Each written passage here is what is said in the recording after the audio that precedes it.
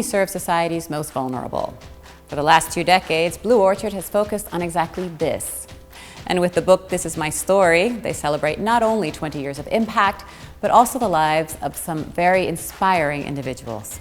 Today, we speak with someone who's had the opportunity to personally meet and spend time with them. He's chairman of Blue Orchard, Peter Fanconi.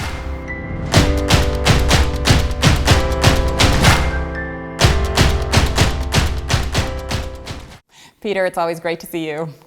Thank you for having me back. A little bit warmer area this time, as much as I recall from a couple of windy hair days we had. Yes, that was fun, but yes, it's nice to be in a bit of a warmer environment. And for all of you who are wondering, that was our first Pioneer Talk Peter and I did together. You can find that online if you'd like to check that out. But today we're moving on, kind of fast forwarding and getting more into this book idea. I mean, I can imagine that it was not easy to narrow down, 20 years of stories to 12 different individuals in this book. But walk us through a little bit about what motivated you to do it. I mean, why did you finally decide to put it together in one book? Yeah, I was carrying around the idea for maybe the last 10 years. And my question always was a little bit, I'm very fortunate and my colleagues because we get to do our day-to-day work. So we work in the field, we meet people. But of course, for many of our investors, there is some distance to it. We can talk, we can share stories. But so my ambition was basically to really have individuals talking on how, money or a loan may impact their lives. So the idea was really to interview randomly people around the globe and just find out, their problems, what's going on, their hopes also. And that was a little bit the result of the book. So really bottom-up approach. Then eventually, National Geographic, they loved the idea. So they came on board. We've got a great photographer. So all the bits and pieces came together. And now there are actually 12 stories, together with insights on the markets, which should provide quite an in-depth picture of what impact investing in emerging markets is actually all about. Exactly, gives the reader a bit of context. Yeah. Now, to your point, if I may, speaking of, because you personally met a lot of these people. I met all of them, yeah. You met absolutely. all of them. Yeah. I mean, because even in the case of Grace, the animal farmer from Tanzania, who I quite like. I mean, what a smile, what great energy. I saw that there's also a photo of you both together. So yeah, no, Grace is an incredible woman and personality. I mean, she's been with us for over 10 years. Typical example, receiving multiple loan cycle. She started really as a farmer. I think she had 1 cow, a couple of hens, and her dream was obviously, to increase her farming activities, having more cows, going into pig farming and ducks and chicken. So we basically helped and supported her. She was able to buy some land, and her dream from day one, actually, it's quite surreal. Her dream was always to build her own private house or mansion, how she used to call it. And we went back, a couple of months ago, and then we saw, my God, she actually has finally been able to build her dream house. And it's kind of a strange situation, to come and see there, because it's very rural. It's a rural plot, you've got chickens and cows, and there stands this house. And she's such a proud woman, and that was her dream, besides, sending her kids to school and education. It's a fantastic story. She's such a happy and proud woman. She takes full responsibility of the family. Typical example, for Tanzania, where a woman really is the hard-working individual in the family, in particular in rural areas. And we actually had a nice anecdote with Grace as well, because once we actually went to see her, I was accompanied by the Duchess of Kent, Fergie. And she obviously had an interest to understand, how impact investing is really functioning on the field. So I invited her in, and that was a kind of interesting situation. 2 very strong women, totally different backgrounds, differently dressed. Fergie, an elegant, British woman. And the fun story about it actually was that Grace had no idea who she was talking about.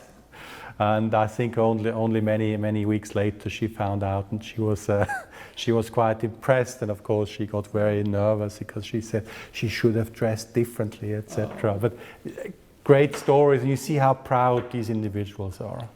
And to help them realize their dreams, right?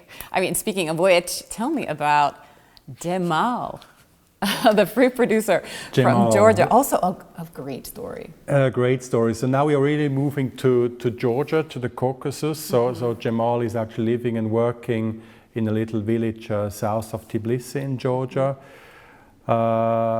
Person I really have got very high esteems for. Is an incredible individual. He's an engineer by education, very smart person.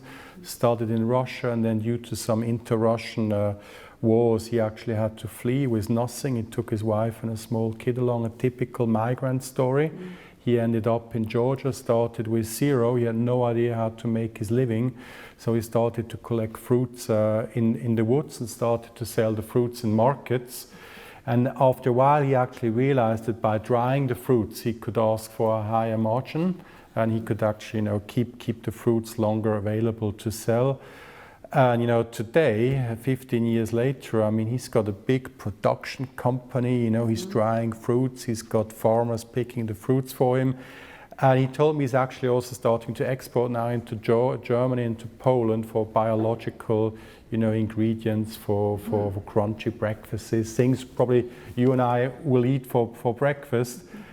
Just great story. Such a proud man, and that's a typical example. Actually, I think we actually also stopped providing loan facility to him, so he can basically invest and accelerate his entire business through his own earnings, which is great. So we also pull back, and that's also part of, I think, what we're doing. And a great story, again, also for investors to show how we can actually have an impact and how really lives change. And it's not only his life, it's the life of his entire family, and today even his grandchildren, who will change. It's great. And then to wrap it up, because I would go through every story with you, but in the interest of time, we're going to just jump ahead now to Rashmi, who's a tailor, an Indian tailor, and who also has a unique, shall we say, business model. Yeah, it's a very different story now. Rashmi is living outside of, in the suburbs of New Delhi, a very tough environment, harsh, smoke, affected by climate change, by drought and by heavy rainfalls. So it's a really tough life. And what she's doing, she's working in a community with 9 other women, and they form kind of a group. We call it group lending. So she doesn't apply as an individual for a loan, but they apply as a group. And these women, all of them, they engage with different businesses. So she's a tailor, another one is a hairdresser, then there's a butcher, all kind of different local businesses, and they support each other. And this group lending is actually, historically, that's how Impact Invested started, with Mohammed Yunus, his ideas, etc. So the group actually supports each other and forms a community, and they also decide, who's the receiver of a loan, who's actually going to pay next week. And it's a great story, and I think you'll also see in some of the pictures, the women are the hard-working elements here of the family again. The men usually follow, they are not involved in these financial activities. Also very typical for India, or basically throughout most of the emerging markets very active, where the bulk of the money and the finances is always directed rather to women than to men. A great example. Absolutely, and another great success story.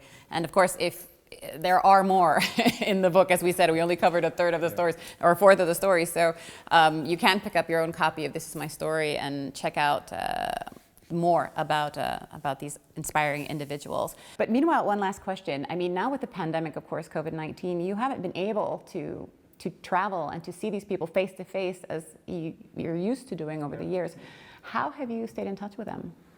I think it's a good question. We are very fortunate because, bulk of our employees are actually working in the field already today, and they have been doing that already previous to the pandemic. So good news is we always have been able to be present, obviously also with some restrictions. We're clear about that, but at least we had some proximity here. Very different, for in particular our investors, and partners we are working with.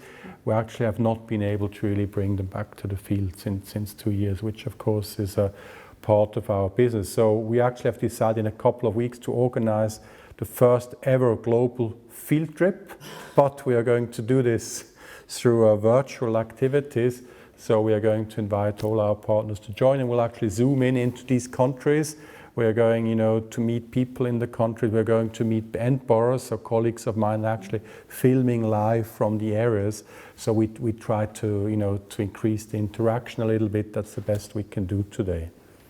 Sounds exciting. Yeah, I'm much looking forward to that. It's the first time we are doing that, so odds are out there, but I think it'll be a great experience. All right, so looking forward to that. Thank you for sharing. And of course, thank you for sharing all of these great stories, Peter, and always great to see you. Likewise, absolutely. And to all of you, thank you for joining us, always on our journey here on Pioneer Talks. And you know the drill. Stay tuned to this space for more on impact investing.